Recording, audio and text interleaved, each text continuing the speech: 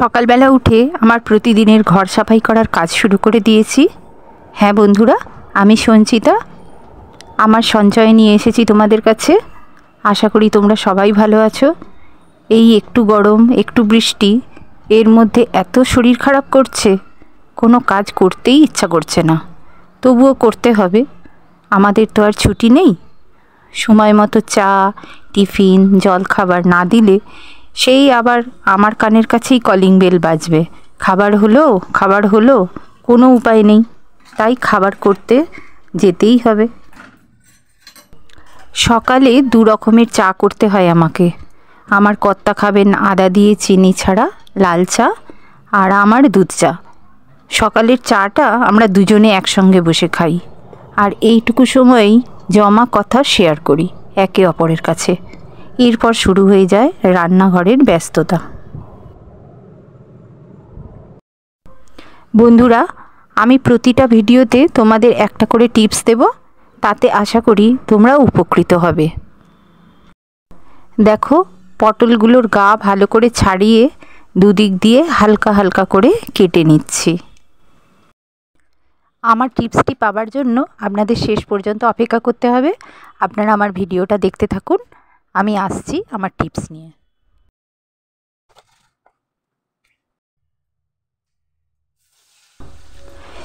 এইরকম গোটা গোটা পটল কেটে ভাজা খেতে কে কে ভালোবাসো আমাকে কিন্তু কমেন্ট করে জানাবে।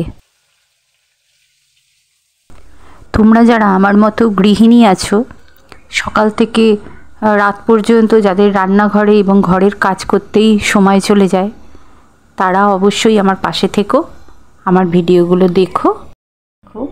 পটলগুলো আমার ভাজা হয়ে গেছে, গরম জলটা হয়ে গেছে, ঢাকা দিয়ে রেখে দিয়েছি।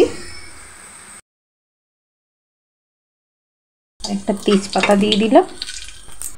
যে বাড়িতে মহিলাদের একা হাতে সব কিছু সামলাতে হয়, যেমন আমার ভীষণ কষ্ট হয় একা হাতে সব কিছু করতে, কিন্তু উপায় নেই, করতেই হবে।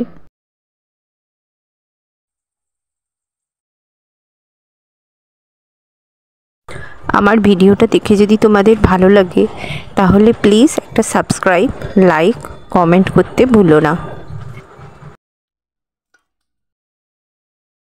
ময়দাটা খুব সুন্দর নরম হবে, আর একদম যখন আমি ভাজতে দেব তখনও তেলটা কম লাগবে।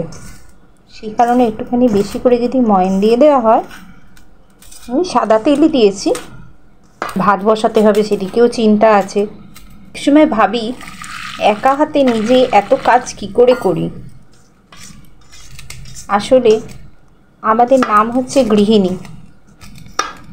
আমরা যেদিন থেকে সংসারে প্রবেশ করি সেদিন থেকে আমরা ভুলেই যাই যে আমরা কারোর মেয়ে। সেদিন থেকেই আমাদের একটা পরিচয় হয়ে যায়, আমরা একজন রাতজাগা প্রহরী।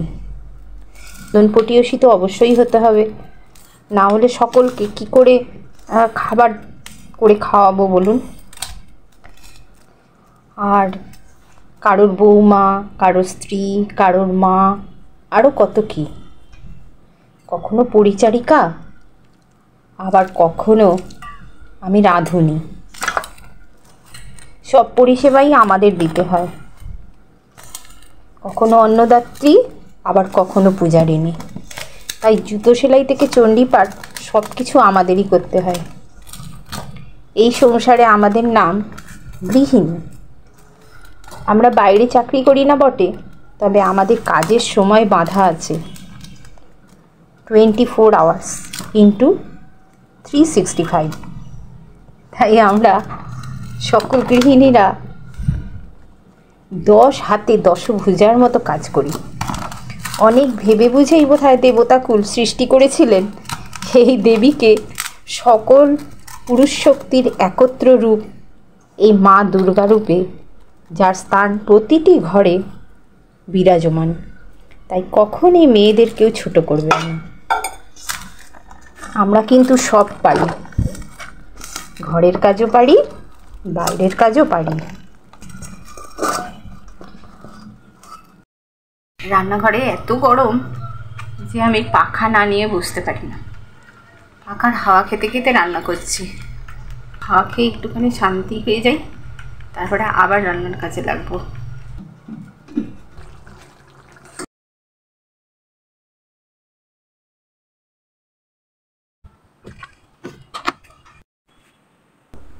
আমি ঠিক করেছিলাম যে ওদেরকে পরোটা তৈরি করে দেব, কিন্তু ওদেরকে জিজ্ঞাসা করতে ওরা বলল যে না, আমরা পরোটা খাবো না, আমাদের লুচি করে দাও।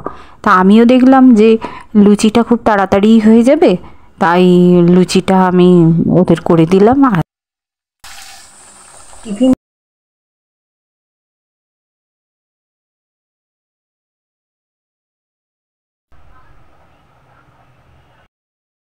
চলো, টিফিন হয়ে গেছে, এবার দিতে চলে যাই।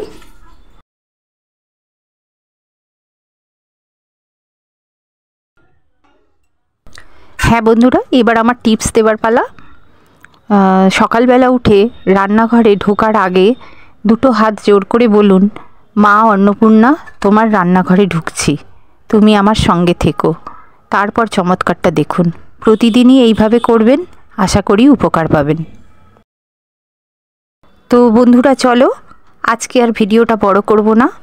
ভাত আর মাংস করে চললাম স্নানে। তোমরাও তোমাদের কাজ শেষ করে নাও। দেখা হচ্ছে পরের ভিডিওয়ে।